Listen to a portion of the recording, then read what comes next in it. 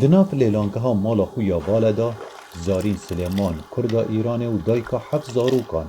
Ewa li Qeladizê dijît çavê wê li telefonê wê ya lê nikarit peywendiya bi kurê xwe bikir, ew ê li aliyê Belarusya li ser tixîbê Polanda û Belarusya asê may.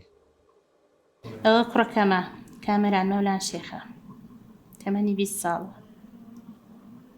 ئەوانە لە بیلاڕووسن لەناو جەنگەڵەکەیدان لەناو ئەو کۆڕەوەیدایە بۆ خۆشی تەلەفۆنی پێیەتی بەس خەتی نییە.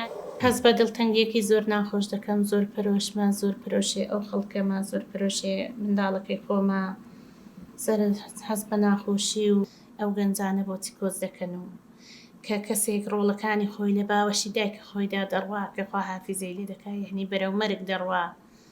Kurê Zarînê yê 20 salî karên demkî dikirin, wekû şivaniyê yan jî komkirina gilêşî bû bajarvaniya Qeladizê. Ew ê got kamêranî li vê dawiyê hizra kûçkirinê dikir.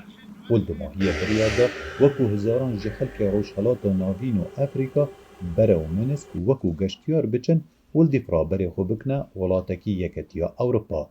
دیسا تووشی ئەو کارە ساتەج بوون ئەوڕۆ لە بیلاڕوسیا نە ئەو دی و ڕایان دەگری نە ئەو لایە کاراسانیان بۆ دەکا. داوان ئەوەیە کە خەمێکیان بۆ بخۆن و بەزەیی و ڕەحمێکیان پێدا بێنەوە و کاراسانیان بۆ بکەن. Bi hizaran koçberên Rojhilata Navîn di seqaya zivistaneka pir xirab li ser tixîbê Belarusya û her du welatên Yeketiya Ewropa, Polanda û Litwanya dimînin û rêgirî li wan têkirin derbas bibin. Çaverê dête kirin Êraq termê du Kurdan vegerînteve ku li şeva yekşembê li aliyê Belarusya jiyana xwe ji dest dabûn û biryare ji Belarusya berew Hewlêrê bêneve guhastin.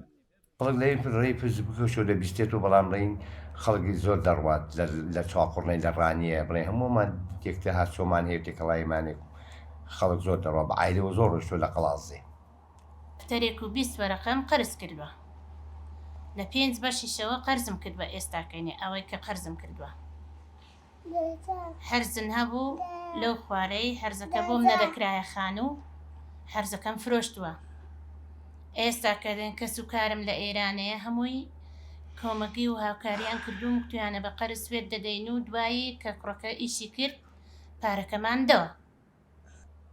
نەخێر ئەمە چاوڕوونیەوەمان نەبووکەوانەوە ئازان بەسەردادی ئەمە چاوەڕوانی و ویندەرسندا بگەنە شوێنی خۆی و مژدەمان دەنێک کە گەینە شوێنی خوان و دڵخۆش بین لەبەرێ ئەو ماوە ئایلیش بەقیر و هەژارن بە سوڵ و سەدەقا ئەو عەزاب پێکێناوە و لە ڕێی دۆست و برادەرە هاوکاریان کردن و بەڕایە کردو ئەو کوڕا چاوەڕوانی ئەوەی هەواڵێکی خۆشمان بۆ بێت وەک جێژنێش بکەین لە جیاتیەوەی کە شیم بکەین لە بەرسان ببرێ کوڕا.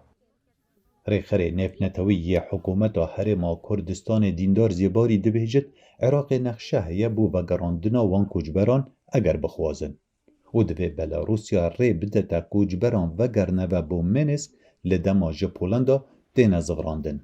Zarîn hêşta bihêviye kurê wê bigehta welatekî Yeketiya Ewropa û mafê penaberiyê werbigire.